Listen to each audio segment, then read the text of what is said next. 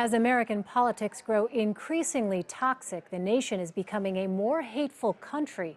That's according to the Southern Poverty Law Center, which found extremist groups are on the rise. The group says 2015 may have been the most volatile year the country has seen since 1968.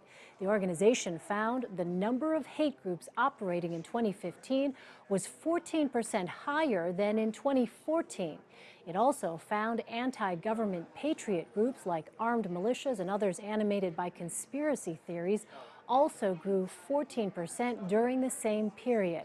Matt Horace is a former agent with the Bureau of Alcohol, Tobacco, Firearms, and Explosives and joins me now on the phone. Matt, I know you've had extensive experience investigating criminal activity by hate groups. First of all, Matt, this report found that 2015, as you just heard, may have been the most volatile year the country has seen since 1968. What do you think might have accounted for that? Well, Elaine, there are several factors that probably account to it, notwithstanding the number of active shooter incidents, the narrative and the dialogue concerning gun control. And, sometimes we see that every time we start to talk about more gun legislation and more gun control, we see an increase in membership in patriot groups and the like. And how concerned is law enforcement about this? Well, I think broadly we're very concerned. Anytime you see like the numbers of the Klan chapters go from 72 to 190, you see the increase in number of black separatist groups and others, we're concerned. But remember, our concern and our action is driven by criminal acts by these groups, not merely by membership.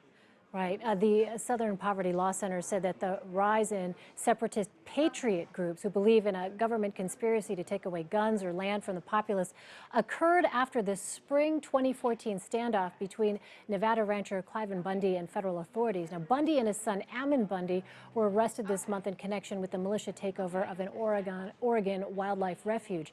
Do officials predict there will be an influx of incidents like the one we saw in Oregon?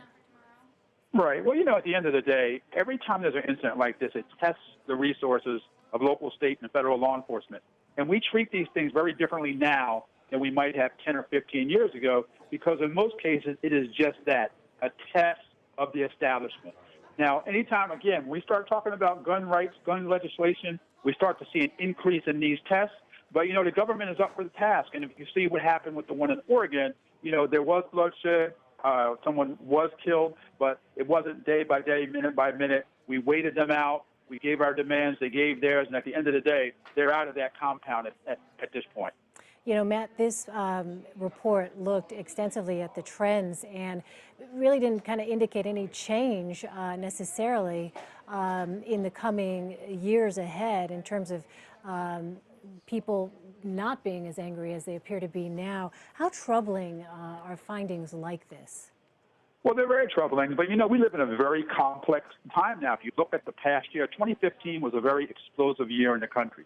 Notwithstanding a lot of the police incidents that we saw, the optics of watching these things happen on camera, the election and what candidates are doing and saying to help fuel or calm down the issues, the separatist movements, Black Lives Matter movement. You have the patriot movements in the West. I lived in the West in the Rocky Mountains, and those are very strong movements out there, and it really tests all of our patients. It tests the resources of law enforcement, but it creates a very different optical reality for all of us.